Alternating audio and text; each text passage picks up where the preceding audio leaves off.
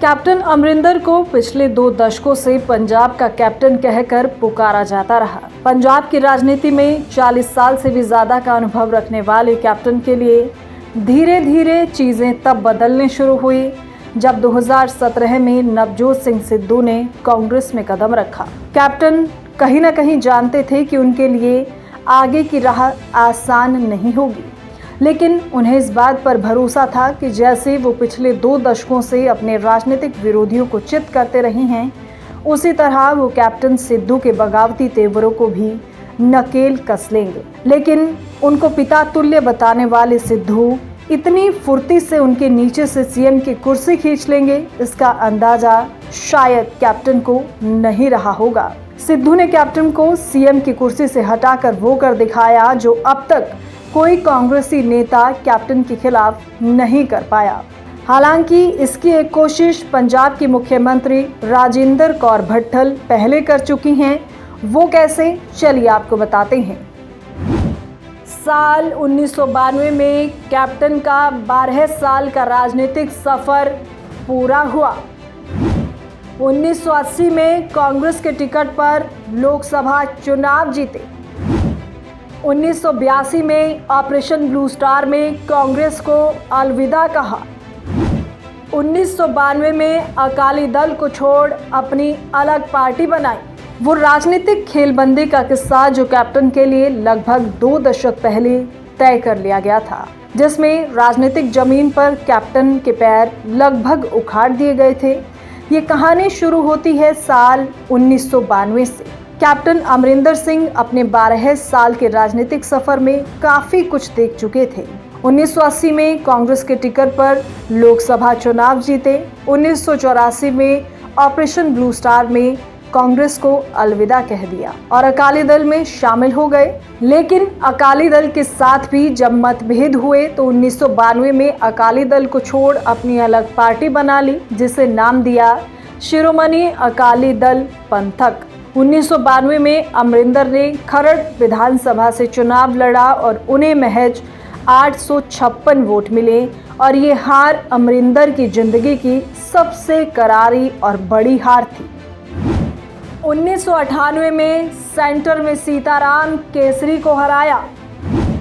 सोनिया गांधी ने खुद थामी कांग्रेस की कमान। 1996 में पंजाब को मिली पहली महिला मुख्यमंत्री। जब अमरिंदर इस दौरान अपने राजनीतिक वजूद के लिए जद्दोजहद कर रहे थे, तभी पंजाब की राजनीति में एक महिला धीरे धीरे अपनी जगह बनाती जा रही थी। उस महिला को पंजाब में शिक्षा मंत्री का पदभार सौंपा गया, लेकिन उस महिला के लिए आने वाले वक्त में सब कुछ बदलने वाला था। हरचरण सिंह बराड़ को मुख्यमंत्री बनाया जाता है। बराड़ भी इस कुर्सी पर लगभग 2 साल तक रहते हैं और 1997 के चुनाव से पहले इस्तीफा दे देते हैं। बराड़ के इस्तीफे के बाद उसी महिला को पंजाब का सीएम बनाया जाता है और वो महिला कोई और नहीं, वो थी राजिंदर कौर भट्टल। पंजाब को पहली महिला मुख्यमंत्री मिलती है और वो महिला कोई और नहीं, राजिंदर कौर भट्टल थी। हालांकि भट्टल का कार्यकाल काफी समय तक नहीं रहा। उन्होंने 1997 में उनकी अध्यक्षता में लड़े चुनाव में कांग्रेस सत्ता से बाहर हो गई और प्रकाश सिंह बादल सूबे के मुख्यमंत्री बने। फिर आता है साल 1998, जब सेंटर में सीताराम केसरी को हटाकर सोनिया गांधी कांग्रेस की कमान अपने हाथों में लेती हैं और उधर कैप्टन अमरिंदर सिंह भी पंजाब में दोबारा कांग्रेस का दामन थाम लेते हैं। भट्टल और कैप्टन दोनों में सीएम उम्मीदवार बनने की लगी होड़। 2002 विधानसभा चुनावों में कैप्टन ने राजिंदर कौर भट्टल को किया साइडलाइन। एक दिन में कैप्टन करते थे कई रैलियां।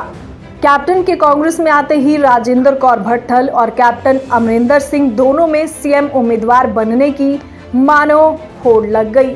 लेकिन 2002 के विधानसभा चुनावों में अमरिंदर धीरे धीरे राजिंदर कौर भट्टल को साइडलाइन करते जाते हैं और अब 2002 में ये साफ हो जाता है कि कांग्रेस अमरिंदर सिंह के नेतृत्व में चुनाव लड़ने जा रही है। भट्टल चुनावी रैलियों से अपना हाथ पीछे खींच लेती हैं।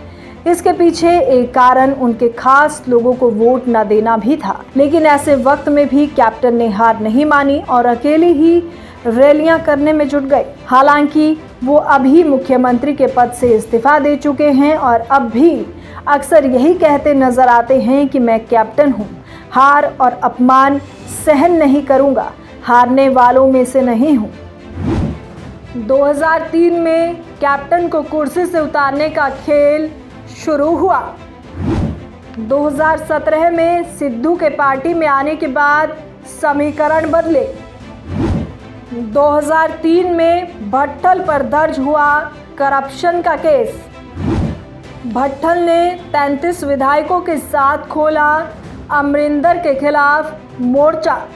गौरतलब है कि कैप्टन का साहस बड़ा था, वो एक दिन में 10 से 12 रैलियां संबोधित करते थे। खैर, मेहनत भी रंग लाई और पंजाब के सीएम बने कैप्टन अमरिंदर सिंह। भट्टल को साइडलाइन किया, जिसके चलते 2003 में कैप्टन को कुर्सी से उतारने का खेल शुरू हो गया था। ये पटकथा कुछ ऐसी थी जैसे 2017 में सिद्धू के पार्टी में आने के बाद शुरू हुई कहानी हो। बगावती तेवर कांग्रेस सरकार की सत्ता में रहते हुए 2003 में भट्टल पर करप्शन का केस दर्ज हो जाता है, जिसकी शिकायत 2001 में दर्ज करवाई जाती है। वहीं दूसरी ओर राजेंद्र कौर भट्टल ने भी कांग्रेस के 33 विधायकों के साथ अमरिंदर के खिलाफ मोर्चा खोल दिया। इन विधायकों में से पंजाब सरकार के 16 मंत्री भी शामिल थे। अमरिंदर ने भट्टल को दिया ब्लैकमेलर का खिताब। सोनिया गांधी ने दोनों में सुलह करवाई। अमरिंदर सिंह के खिलाफ जो लड़ाई भट्टल ने अधूरी छोड़ी, सिद्धू ने पूरी कर डाली। भट्टल ऐलान करती हैं कि तब तक दिल्ली नहीं छोड़ेंगी जब तक अमरिंदर को सीएम पद से हटा नहीं दिया जाता।